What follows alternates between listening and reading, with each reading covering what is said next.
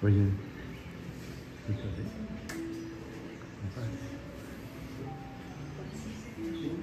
Oi, Santina, tudo bem?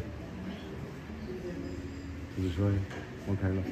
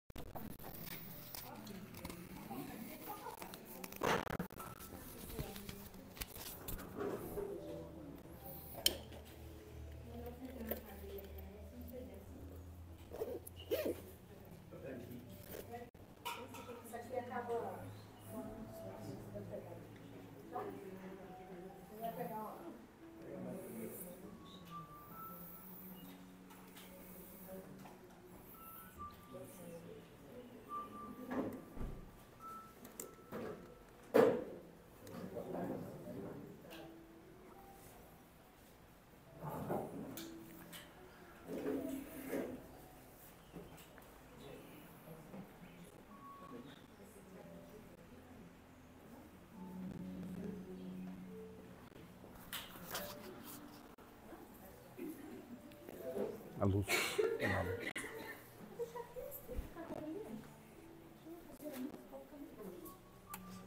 Opa.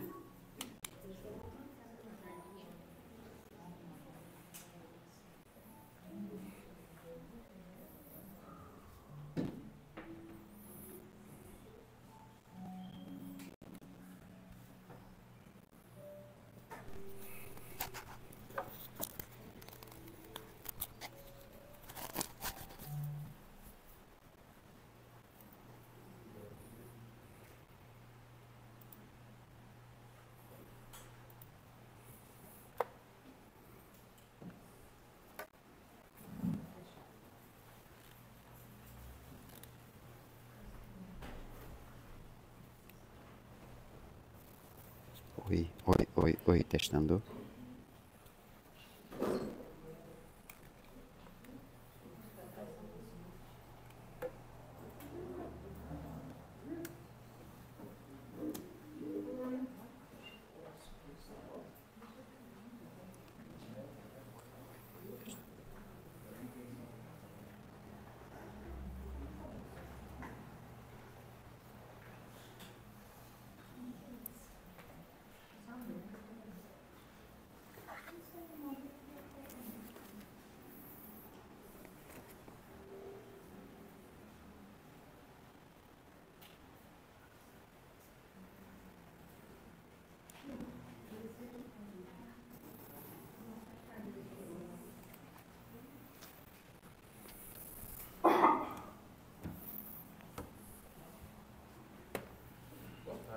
Boa tarde.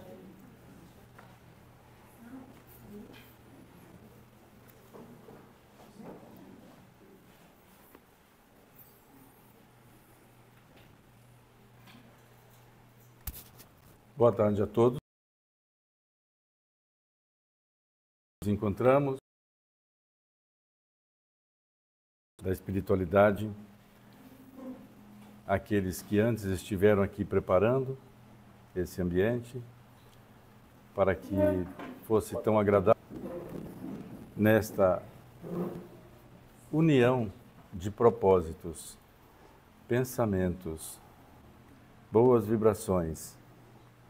aquilo que necessitamos para nos prepararmos melhor para a existência, para desfrutarmos isso que se espera de nós e possamos fazer aquilo a que a espiritualidade e nós mesmos nos propusemos. E somos todos amparados para isso.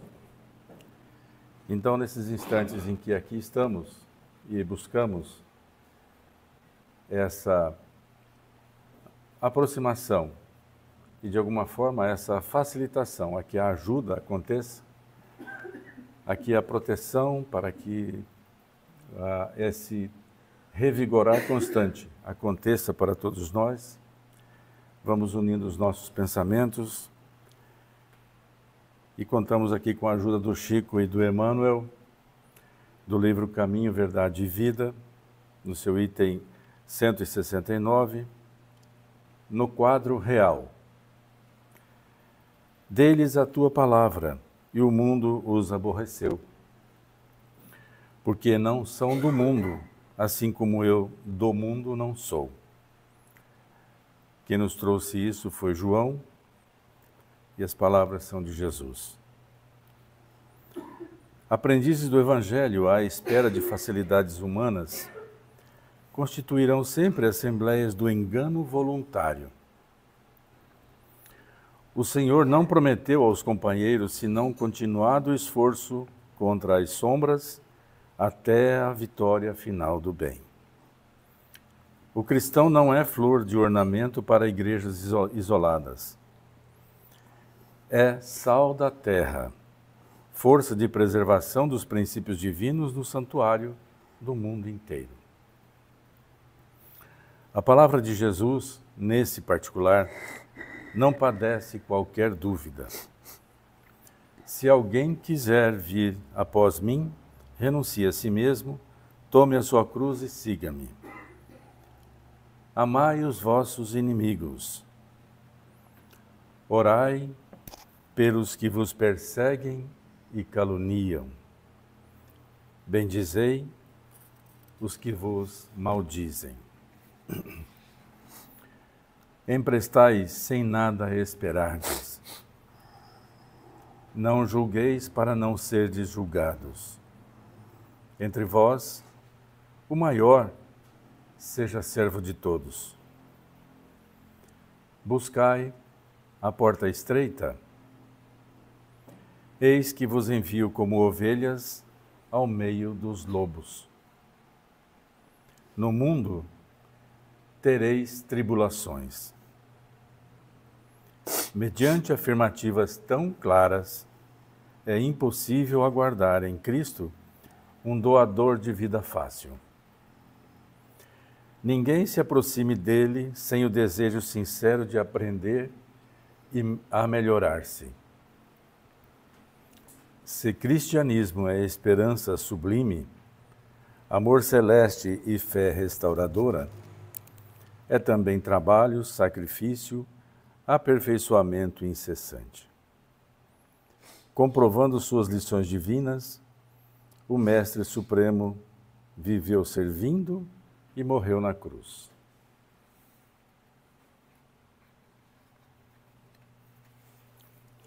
A isso estamos todos chamados o tempo todo.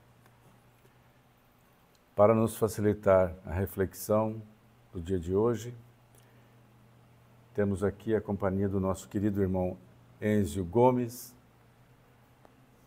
trabalhador das causas espíritas, por onde é chamado. E a ele a palavra para que faça uso e nos facilite a compreensão de um tema que ele mesmo dará notícia.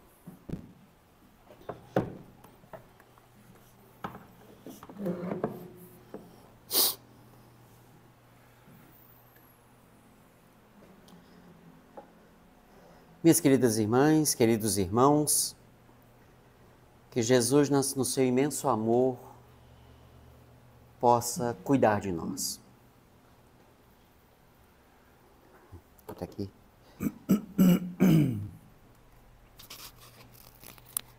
Pronto. apagou. O tema que nós escolhemos para conversar um pouquinho esta tarde, curiosamente era para ser quarta. Aí acabou trocando e veio para hoje. Então é sinal que era para hoje. O tema tem como título, é diferente do comum dos títulos, né? Tem dias que a única coisa que eu preciso é deste abraço. E eu coloquei no banner uma imagem que eu criei em inteligência artificial nos diversos sites e aplicativos que temos hoje para criação de imagens. E eu pedi para criar uma imagem de Jesus abraçando alguém em sofrimento. E aí criou-se a imagem, está lá o banner, quem acompanha as redes sociais aqui da Fraternidade, o Amaury compartilhou. E a ideia era essa mesmo. Tem dias que a única coisa que eu preciso é do abraço do Cristo. Até pedi para ele colocar como título da palestra lá no YouTube, no canal da Fraternidade, o abraço do Cristo. E aí eu coloquei um textozinho do lado. Mas eu sei que ele sempre me oferta esse abraço por meio das pessoas que me amam. Isso me fez refletir sobre algumas passagens do Evangelho e principalmente porque, pessoal, quando eu criei essa imagem, quando eu pensei nisso aqui, eu estava assim. Era uma noite, madrugada, que a única coisa que eu queria naquela hora era que ele chegasse ali, mas aí a gente já começa a pensar um pouquinho, porque ele está ali. Que ele aparecesse, né, e me ofertasse um abraço. Era a única coisa que eu queria naquele momento. Nada nesse planeta aliviaria o que eu sentia. Com o conhecimento que nós temos, é possível, volto a repetir, é possível que se alcance isso. É só analisarmos algumas das suas falas. É possível conseguir o abraço de Jesus. E antes de eu entrar nas falas dele, eu vou fazer com que relembremos de uma outra passagem que está presente no Antigo Testamento, que segundo pesquisadores do Antigo Testamento, é provavelmente o texto mais conhecido do Antigo Testamento. Às vezes você pode não lembrar do texto como um todo, são só 6 versículos, 6 frases, mas a primeira todo mundo conhece. É o Salmo 23, onde um escritor entregou para Davi e Davi colocou nos seus salmos. Para quem não sabe, nem todos os salmos que está lá foi Davi que escreveu. Ele tinha um grupo de poetas que escreviam para ele. E aquilo, quando tocava o coração dele, aí ele trazia para aquele conjunto de poesias, de poemas. E aí, como foi, ele publicou e tudo mais, ele juntou, então, os salmos de Davi, não necessariamente escritos por Davi. E o Salmo 23 diz o seguinte: o Senhor é meu pastor, nada me faltará. O Senhor é meu pastor, nada me faltará. Essa primeira frase, ela já traz para nós uma necessária reflexão para a compreensão essencial do que de fato isso quer dizer. Porque senão não vai fazer muito sentido o próprio conjunto de ensinamentos que Jesus deixou.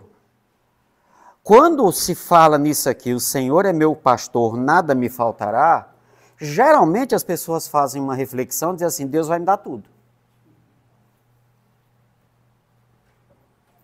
E o que é mais curioso é de que geralmente as pessoas... Eu vou me atrever a fazer uma coisa que não é da minha natureza. Porque, antes de qualquer coisa, eu sou um pesquisador, sou uma pessoa da ciência, e um cientista sério nunca faz afirmações assim. Mas nesse momento eu vou me atrever a fazer. Olha, Eu nunca vi até hoje alguém me contar que falou isso aqui quando estava tudo bem.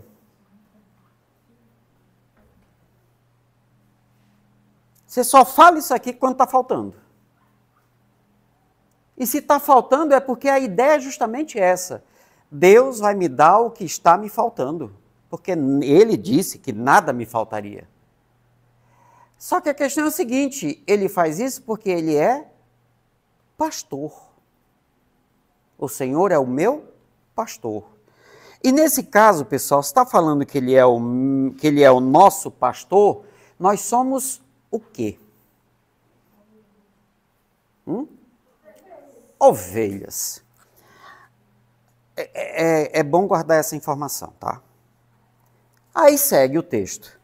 Deitar-me faz em verdes pastos. O Senhor é meu pastor, nada me faltará. Então o que ele faz? Deitar-me faz em verdes pastos. Guia-me mansamente a águas tranquilas. Refrigera a minha alma, guia-me pelas veredas da justiça, por amor de seu nome. Eu quando cheguei nesse ponto aqui, eu já disse assim, com todo carinho, com todo respeito, lascou. Porque quando nós estudamos o livro dos Espíritos, na sua terceira parte, capítulo 11, da lei de justiça, amor e caridade. E na última pergunta do capítulo 1, que é onde Kardec apresenta as leis divinas, ele pergunta para os espíritos assim, olha, eu dividi, mais ou menos assim, eu achei interessante aqui para dividir a lei divina, as leis morais, para falar a verdade, em 10 partes. Né? Lei de adoração, lei de reprodução, lei de trabalho, reprodução, conservação, destruição, sociedade, progresso, liberdade, igualdade, não necessariamente nessa mesma ordem, e lei de justiça, amor e caridade. Aí, o que vocês acham? Os espíritos dizem assim, olha, você fez uma divisão como qualquer outra, mas essa divisão é boa. Ela dá conta da lei das leis morais. No entanto, a mais importante delas é a última, que são 3 em uma só, justiça, amor e caridade. Porque esta sintetiza todas as outras. E aí quando nós vamos estudar essa lei, justiça, amor e caridade, no capítulo 11 da terceira parte, começa a lei de justiça. Então a parte da justiça. A justiça é tratar cada um como cada um é. Então, para que se faça isso, é muito importante entender, por exemplo, o sentido da lei de igualdade, que não é no sentido, anteontem nós estávamos estudando, estava eu, Rafael, ontem, num programa que nós transmitimos pela web rádio Cristo Consolador, um texto de Erasto, onde ele vai falar o que é igualdade. E não é igualdade de riquezas, igualdade perante os sexos, igualdade perante a sociedade, perante as etnias. Não, nós somos iguais nos potenciais que temos para a evolução. Todos nós evoluiremos. E aí quando você começa a observar isso, e ele me traz aqui, refrigera a minha alma, guia-me pelas veredas da justiça. Já começa por aqui, não é pelo caminho, é pela vereda. Nobre Roque, o que é uma vereda? É um caminho do meio do mato, pessoal. É um carreirinho difícil que só passa uma pessoa. E no meio do mato. Então você imagine, você vai sair todo arranhado. Guia-me pelas veredas da justiça, por amor de seu nome. Ele me faz, e isso traz refrigério para a minha alma. Qual é a ideia de refrigério, pessoal? Vocês sabem por que aquela bebida que geralmente a gente toma gelado, que chamam refrigerante, a ideia é justamente você tomar ela, deveria ser assim, num momento de calor e em função do efeito da temperatura com o ácido e a quantidade de açúcar que tem ali, provocar um refrigério. Você toma, sabe, dá aquela quebrada no calor.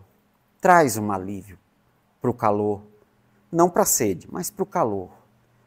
Eu lembro do Haroldo Dutra Dias, ele sempre falou muito bem sobre o Antigo Testamento e tal, mas ele disse que só entendeu essa passagem aqui, o que significa refrigério para a alma, porque é uma das palavras que representa Deus, é uma palavra em hebraico, que a tradução é refrigério da alma. E aí ele disse que foi fazer uma caminhada lá no deserto, daquelas passagens do Antigo Testamento, e ele disse, olha, pico, como se fala na minha terra, pico da meio-dia, às 3 horas da tarde, no verão de Cascavel, da metade de fevereiro. Não, metade de janeiro. Aquele calor, só que tem um detalhe, aqui é úmido. Quem já andou no sertão do Nordeste sabe o que eu estou falando. Sabe não, tem uma ideia. Né? Que é isso aqui seco. E ele diz que era um calor insuportável. Seco, seco, seco. E aí eles pararam num oásis, que era um local justamente para acolher os viajantes. E ele sentou naquela sombra. Aí aquela brisa na sombra, ele tomou um copo d'água. Foi o copo d'água mais gostoso que ele já tomou. É esse o significado de refrigério. Então, quer dizer, quando fala de refrigério, refrigera a minha alma, ele está dizendo que esse pastor, ele me conduz, e ao me conduzir, eu encontro refrigério para a alma. Então eu estou numa situação limite e ao me conduzir, mas lembre, nós somos ovelhas. Ele não é o meu provedor, ele é o meu pastor. Como é que o pastor conduz as ovelhas? Elas vão na frente e ele vai atrás. E se por acaso uma se perde, ele vai atrás daquela que se perdeu. Por isso que o cajado, e por isso que ele usa um cajado, que é para fazer o movimento, tem um arco, né, na ponta, que é para, se for preciso, engancha no pescoço da bichinha e puxa. Né? Geralmente ele pode ter um cachorro. E você sabe como é que o cachorro faz a ovelha voltar para o caminho? Ele morde ela. Aquilo que a gente vê na televisão, que o cachorro late e as ovelhas voltam, é porque elas já sabem que se não voltarem, não.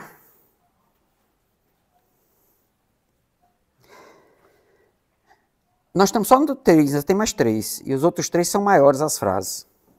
Ainda que eu andasse pelo vale da sombra e da morte, ou algumas traduções, do vale da sombra da morte, tá certo? Aí alguns estudiosos vão dizer que a tradução correta é sombra da morte. Então quer dizer, mesmo que você esteja morto para Deus, que não é morto fisicamente falando, não é a morte biológica, mas é a morte, o afastamento dele. E por que se entende que a tradução é essa? Porque Jesus vai dizer, aquele que nele cresce e fizesse o que ele dissesse, ainda que estivesse morto, viveria. Então não está se falando de morte biológica. Ainda que eu andasse pelo vale da sombra da morte, ou da sombra e da morte, não temeria mal algum. Porque tu, o pastor, está comigo. A tua vara e o teu cajado me consolam.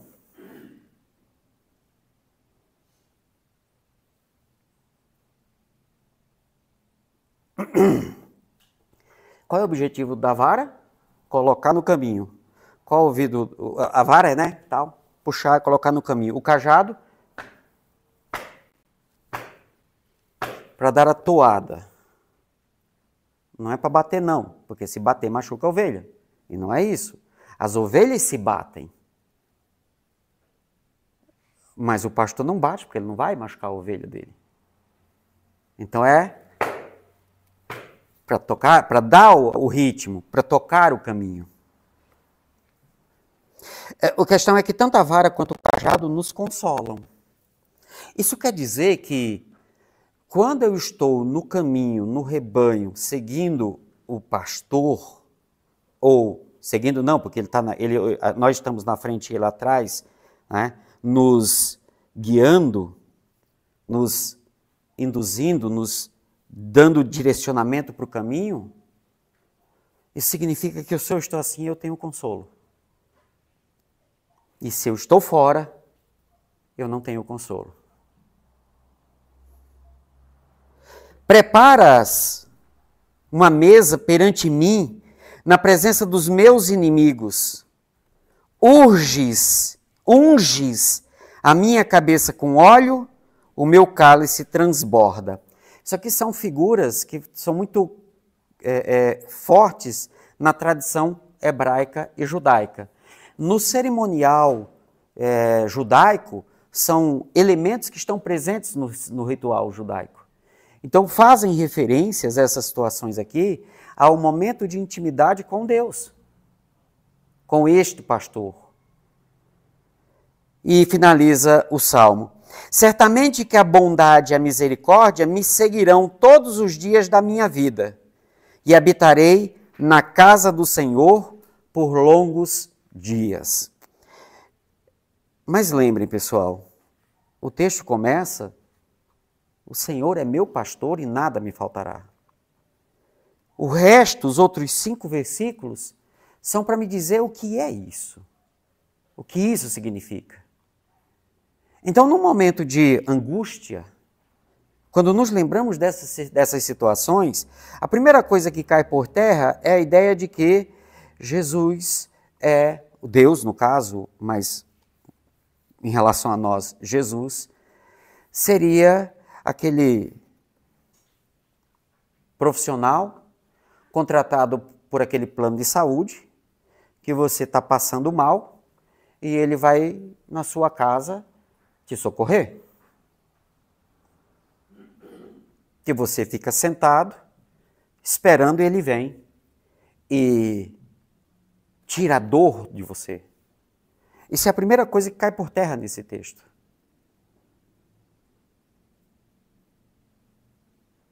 É muito animador, né? Mas eu disse no começo que é possível ter o abraço do Cristo. Mas precisávamos pegar primeiro esse texto para tirar essa ideia de que o abraço do Cristo, o consolo que ele oferece, não é como nós imaginamos. Que ele vai chegar, ele vai me abraçar e vai tirar todas as minhas dores. Não. Volto a dizer, é possível, sim, ganhar o abraço do Cristo, mas não dessa forma. Para que eu possa encontrar o abraço do Cristo, para que eu possa receber o abraço dele, eu devo ir até ele e não esperar que ele venha até mim. Porque assim, então, eu sou aquela ovelha perdida da casa de Israel que precisa, sim, do cajado para puxar ou do cachorrão para pegar no meu mocotó. E aí sim, aí eu tenho que parar e analisar. Será que o que está me acontecendo, que me angustia, não é justamente... Não, moça, agora... Se você quer falar, você marca com a Mauri e ele marca a palestra para você. Eu já fiz as pesquisas que precisava. Essas mulheres falando. Né?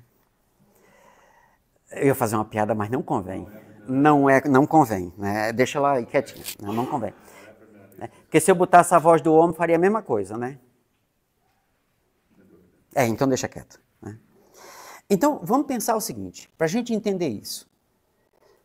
Há uma passagem que Jesus traz para nós, que ela é exatamente desse mesmo contexto. Um contexto que ele está falando com pessoas que estão no limite. E você só vai entender isso aqui quando você está no limite. Só que ainda assim ela cria a ideia, ou melhor, nós criamos a ideia na leitura desse texto, a mesma ideia quando lemos o Salmo 23. Achar que Jesus vem resolver o problema. Achar que Deus vem resolver o problema. E para as outras religiões que entendem Deus e Jesus como um só, então achar que ele, o Espírito Santo, né, viria resolver o meu problema. E uma dessas passagens, nós já analisamos em outro momento aqui, mas vamos relembrar dela, é quando ele diz assim, vinde a mim. Mateus capítulo 11, versículo 28 a 30. É pequenininho, igual o Salmo 23, só que aqui são só 3 versículos. Vinde a mim. Aí já começa aqui. Eu tenho que ir até ele. Aí eu queria que vocês pensassem numa resposta de uma pergunta que eu vou fazer, para vocês começarem a pensar. Onde eu encontro Jesus?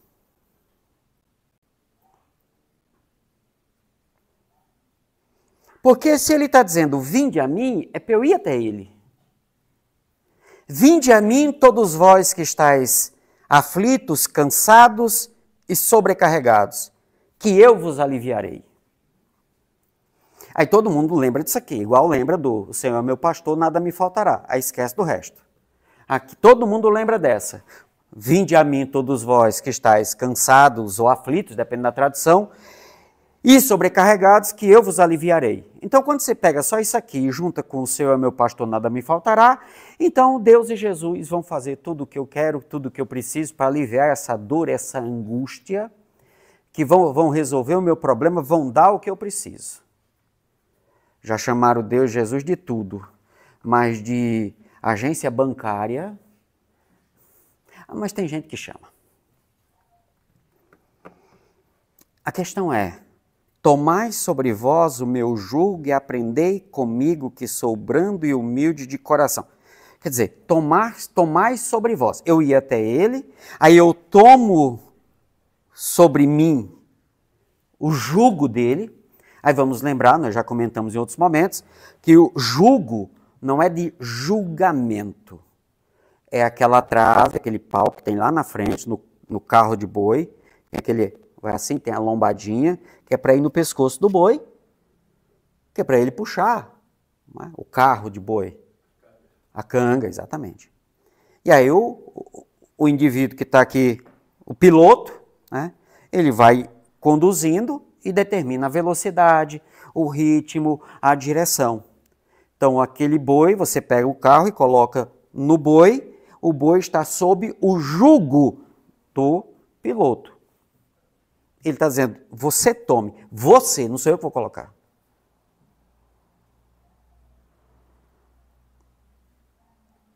E aprendei comigo que sou brando e humilde de coração.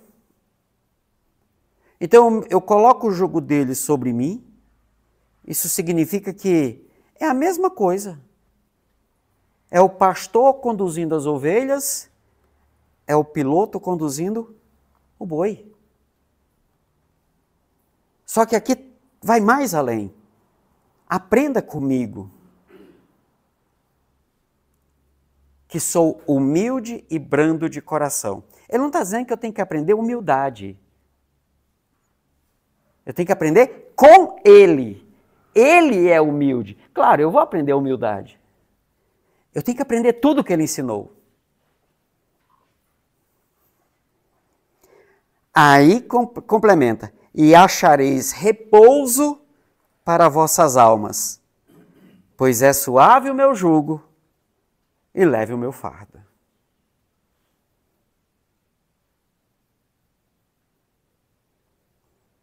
Aí volta a pergunta. Eu quero.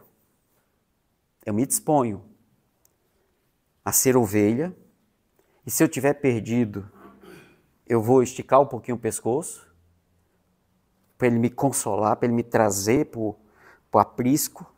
Né? Essa história piora, viu? Essa história piora. e me trazendo de volta para o aprisco, aí sim, eu vou me submeter ao jugo dele. Eu quero aprender com ele o que ele ensinou. Mas aí agora temos uma questão, que é a questão que eu pedi para vocês pensarem. Onde ele está para que eu possa ir até ele? Uma das passagens mais curiosas do Novo Testamento é o encontro de Jesus e Zaqueu. Zaqueu ou Jairo? Zaqueu. Zaqueu nunca tinha visto Jesus, ele só tinha tido as notícias. E quando ele recebeu aquelas notícias que estavam sendo faladas daquele homem, ele começou a fazer tudo aquilo que aquele homem falava para os outros, e os outros contavam para ele. Ele começou a fazer tudo aquilo, sem ver Jesus. E aí um dia disseram, Jesus está vindo para cá. Ele disse, eu quero ver Jesus. Mas como ele era publicano, ele era o que seria o pior tipo de pessoa para os judeus. E Jesus andava cercado de judeus e tudo mais. Ele disse, ele não vai nem, eu só quero vê-lo. Quero só olhar para ele, essa pessoa. E aí ele era, tipo eu, toquinho de amarrar jegue. Né? Aí ele subiu numa árvore, num sicômoro, e ficou esperando Jesus passar. Né? E aí quando Jesus passa, Jesus para, olha para ele e diz, Zaqueu, desce, vem até mim.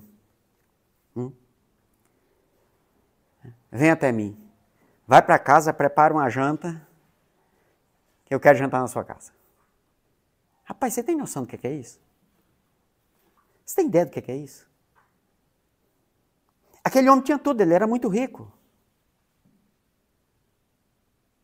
Ele só precisava de confirmação do Cristo. Porque todo mundo dizia que ele estava errado. Porque ele era um publicano. Até disseram assim, mas Senhor, o senhor vai jantar? Porque se o senhor vai, nós vamos também, né?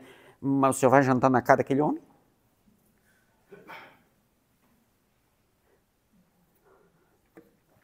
Allan Kardec, no Evangelho segundo o Espiritismo, quando comenta esse texto de Paulo, que está no capítulo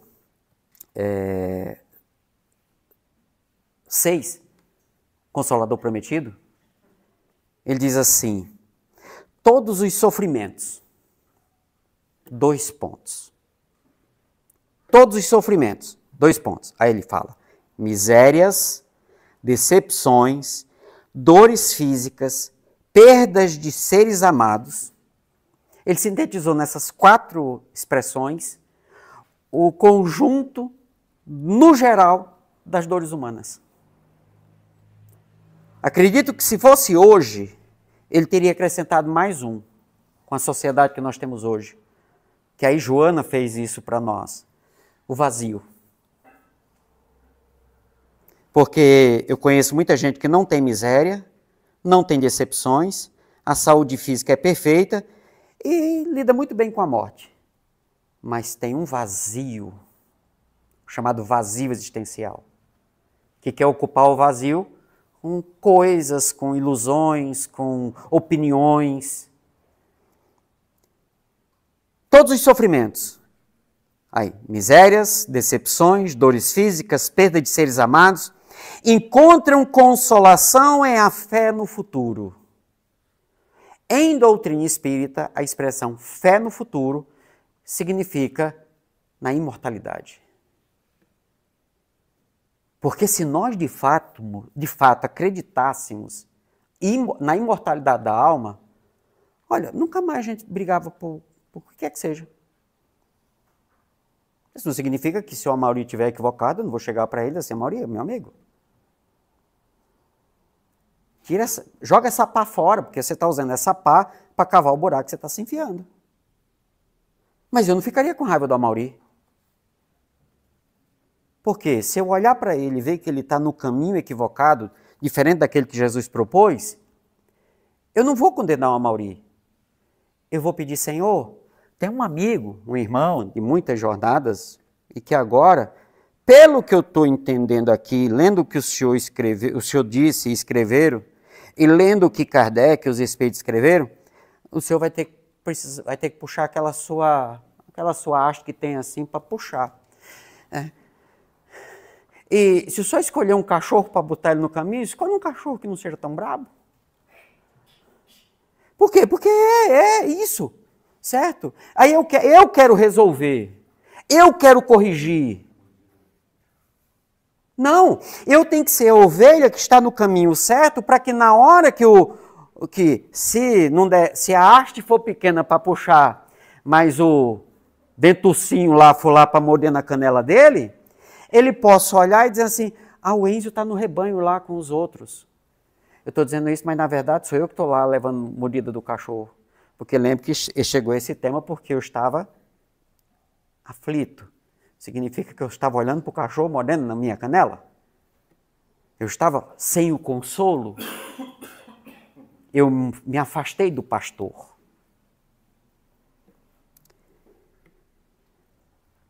Todos os sofrimentos, misérias, decepções, dores físicas, perda de seres amados, encontram consolação em a fé no futuro, em a confiança na justiça de Deus, que o Cristo veio ensinar aos homens. Sobre aquele que, ao contrário, nada espera após esta vida, ou que simplesmente duvida, as aflições caem com todo o seu peso e nenhuma esperança lhe mitiga o amargor. Foi isso que levou Jesus a dizer, vinde a mim, todos vós que estáis fatigados, que eu vos aliviarei. Entretanto, faz depender de uma condição, a sua assistência e a felicidade que promete aos aflitos. Essa condição está na lei por ele ensinada. Seu jugo é a observância dessa lei. E a palavra observância aqui não é ficar vendo, é a prática. A palavra observância não tem o mesmo significado de observar. Mas esse jugo é leve e a lei é suave, pois que apenas impõe como dever o amor e a caridade. Aí já começa a ficar um pouco mais claro. Porque aí nos faz lembrar, ele está dizendo o seguinte, olha, você quer que eu te dê, que eu ofereça o alívio? Então, ame e viva a caridade. É a condição. Só que não é do seu jeito. Eu lembro que uma vez eu estava conversando com o Afonso, que é um amigo espiritual, e eu falando assim, olha, eu quero aprender a fazer a caridade, que eu não sei.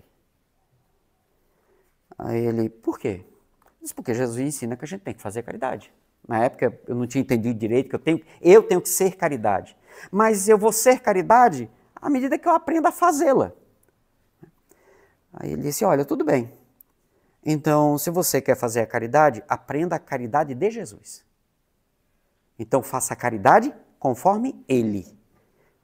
E eu, tá, mas tem outra? Ele disse, tem, a sua. E eu, explica. Ele disse, na hora que você vai oferecer aquilo que os outros necessitam, materialmente falando, você vai estar praticando a caridade. A questão é que se você vai fazer como Jesus determina que se faça, você vai fazer a caridade dele. Agora, se você vai fazer do jeito que você quer que seja feita, a caridade é sua. E eu, mas é qual o problema? Porque eu ainda estou aprendendo. Ele disse, você vai fazer sozinho? Eu, provavelmente não. Ele disse, então é aí que começa o problema, porque vão ser duas pessoas fazendo cada uma a sua caridade, cada um querendo fazer do seu jeito, porque seu jeito é o melhor, e isso, no fim das contas, só gera briga e discussão. Quando se faz a caridade conforme Jesus, não vai fazer como você quer, vai fazer como Jesus determina. Essa é a diferença. Fazer a caridade, amar, ou viver a caridade, viver a beneficência, que é a junção das duas coisas, para isso, eu devo me submeter ao jugo do Cristo. Porque eu faço a caridade conforme Ele estabelece. e não conforme eu queira, simplesmente para dizer a mim mesmo que eu estou fazendo bem, que eu já sou uma boa pessoa.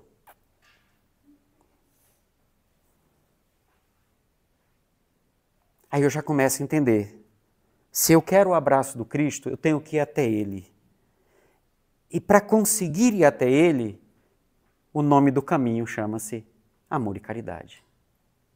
Então é só fazer a caridade? É só começar a fazer a caridade? Só. Só isso. Bom, então tá bom, eu já estou aqui na fraternidade mesmo, tem os bazares, tem as atividades assistenciais, tem os grupos de estudo, eu já estou fazendo, então eu já estou no caminho.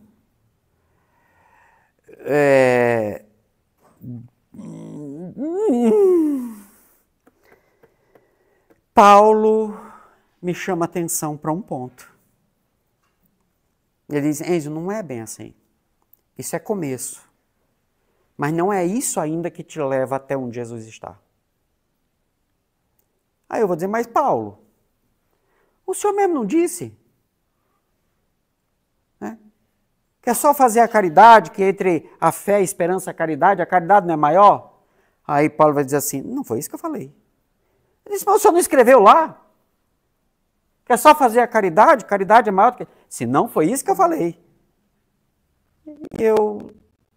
o que o senhor falou ali no tal do Paulo? Porque eu tinha acreditado a vida inteira que era só ir fazer a caridade. Não tem, o texto é aquele, porque eu posso dar meu corpo para ser queimado, né? Mas aí, caridade, se faltou a caridade, não resolve. Eu posso falar a língua dos anjos, mas se faltou a caridade, não serve para nada. Pessoal, eu vou ler o texto. E o problema é o verbo. O verbo não é fazer, Mauri. O verbo que Paulo diz, junta com a caridade, que transforma a caridade em ato, não é o verbo fazer. Alguém por acaso lembra? Eu sei que todo mundo conhece essa passagem. Ainda que eu falasse a língua, falasse todas as línguas, não conhecem, né? Qual é o verbo? Não, ele diz assim, ele fala da caridade. É o verbo caridade. Eu sempre li como fazer a caridade. Se eu não fizer a caridade, nada serve. Só que o verbo não é fazer. Também não. Qual? Ainda que eu falasse todas as línguas dos homens e a língua dos próprios anjos, se eu não tiver caridade, serei como o bronze que soa e um símbolo que retine. Ainda quando tivesse o dom de profecia, que penetrasse todos os mistérios e tivesse perfeita ciência de todas as coisas, ainda quando tivesse toda a fé possível, até a ponto de transportar montanhas, se não tiver caridade, nada sou. E quando houvesse distribuído os meus bens para alimentar os pobres e houvesse entregado o meu corpo para ser queimado, se não tivesse caridade, tudo isso de nada me serviria. Aí eu descubro que para eu ir até Jesus, não é só fazendo caridade. Eu tenho que ser caridade.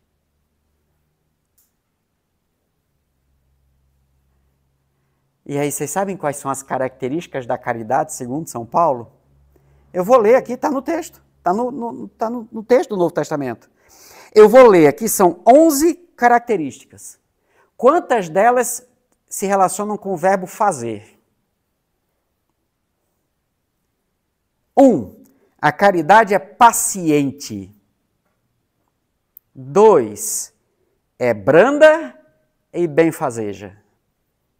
3. Não é invejosa. 4. Não é temerária nem precipitada. 5. Não se enche de orgulho. 6. Não é desdenhosa. 7. não cuida de seus interesses. 8º, não se agasta, nem se azeda com coisa alguma. 9º, não suspeita mal. 10º, não se rejubila com a injustiça, mas se rejubila com a verdade. E 11º, tudo suporta, tudo crê, tudo espera, tudo sofre. Todo o conjunto de características do que é a caridade são condutas internas, nenhuma externa. Porque você pode estar num ato de doação, e é porque nós confundimos caridade com solidariedade. Nós somos solidários com o pessoal do Rio Grande do Sul, mas nós só fizemos a caridade a eles se tinha essas características, ou pelo menos está no caminho delas. E aí isso nos faz lembrar, encerrando, caminhando para o encerramento, que Jesus me disse, através dos seus textos, que os apóstolos nos deixaram, que Kardec nos faz lembrar, tanto na terceira parte do Livro dos Espíritos, das leis morais, quanto no Evangelho segundo o Espiritismo, que ele diz assim: eu não vim para os sãos, eu vim para os doentes. Então, aonde ele está agora? Junto dos doentes. E não são só os doentes do corpo, porque tem pessoas que estão com o corpo fragilizado pelas doenças, pelas patologias, que estão espiritualmente consolando os outros nos hospitais. Mas somos nós. E aí, você é a ovelha que se afastou.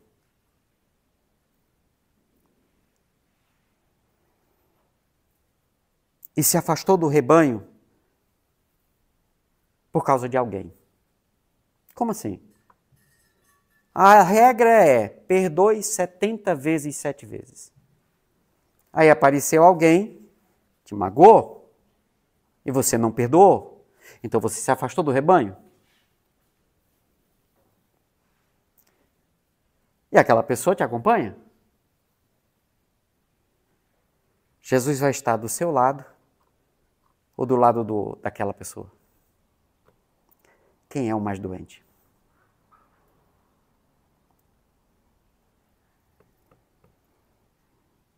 É aqui que a gente começa a entender que, se eu quero o abraço dele, eu devo ir até aquela pessoa e oferecer caridade a essa pessoa. Paciência, brandura, bondade, nada de inveja, sem medo, sem precipitação, sem orgulho, sem vaidade, sem egoísmo. Você não vai se agastar, você não vai se azedar com nada, você não vai suspeitar mal, porque a pessoa foi colocada no seu caminho justamente para que você possa se fortalecer no rebanho. E se você se afastou é porque é frágil nisso. Você não vai se alegrar com a injustiça. Você vai se alegrar com a verdade. E não está falando em relação a você, em relação ao outro. E para finalizar, você tudo suportará. Você tudo crê. Porque a crença aqui tem a ver com o que nós sabemos e entendemos do que está acontecendo. Você tudo espera. E ele finaliza com: você tudo sofre. Porque você sabe que está lidando com um doente. É nessa hora, quando você consegue isso aqui, é que aí você sente o refrigério da alma. É que você encontra o alívio para as dores. Porque nessa hora, você está do lado do Cristo, cuidando daquela ovelha perdida. E aí ele te abraça e diz: vamos, nosso irmão precisa de nós. Eu vou te colocar do lado dele agora. É assim que encontramos o abraço do Cristo. É assim que nos momentos de maiores dores, angústias, aflições e tudo mais, nós vamos encontrar o refrigério para as nossas almas. E quando falamos em almas, estamos falando de nós encarnados. São nessas situações que nós vamos encontrar o alívio para as nossas dores mais doídas. São nessas horas que encontramos o que precisa ser colocado de dentro para fora para ocupar o espaço do vazio existencial. Aí nós encontramos significado, nós encontramos motivo para existir, não importando o que aconteça ou que deixe de acontecer. Porque com essa crença na fé do futuro, na fé no futuro, da imortalidade, eu passo a compreender o porquê de cada situação. E quando a gente volta um capítulo aqui em relação ao primeiro, né, do Cristo Consolador, vamos para causas atuais das aflições, no capítulo 5, bem-aventurados aflitos, nós vamos ver que a maioria dessas situações que causam angústia, a aflição, o desespero, a loucura, o vazio, elas simplesmente são consequências das escolhas que eu fiz, porque eu só precisava ter feito uma escolha, me manter no rebanho. Só que para manter no rebanho, eu preciso tomar sobre mim o jugo do Cristo e aplicar aquilo que Ele me pede no dia a dia. Independente se está certo, se está errado, se o outro está certo, se o outro está errado, se o outro está louco, se não está louco, não importa isso. São as situações que nós precisamos. E são nessas situações que eu encontro refrigério. Porque, voltando para o rebanho, eu volto todo mordido, pescoço esfolado, mas eu encontro consolo, porque eu olho para trás, eu vejo o pastor. Eu olho para frente, eu vejo o Pai.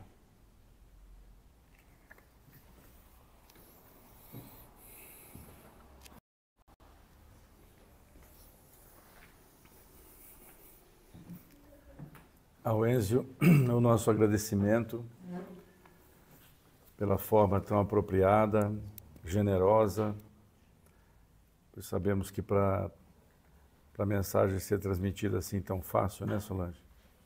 Tem que estudar bastante, há que se conhecer o assunto. Está aí a ponta da meada estendida, está aí o raciocínio oferecido. Conheço bem os dentes do cachorro. Eu peço um cachorro bem velho, um banguela, porque eu já estou muito machucado. Muito bem, pessoal. Agora nós encerramos aqui, né? Fica o convite aos nossos irmãos das redes sociais para que aqui compareçam, estejam conosco para as reflexões, estejam conosco para o aprendizado. E aqui nós passamos para a segunda parte, que é a do passe. E já que estivemos dóceis ao aprendizado, estejamos dóceis a receber a ajuda de que precisamos. Então, no passe, que cada um peça por si mesmo e que possamos, assim, nos fortalecer para o que a vida nos cobra, para aquilo que foram nossas escolhas. Muito obrigado, Enzio.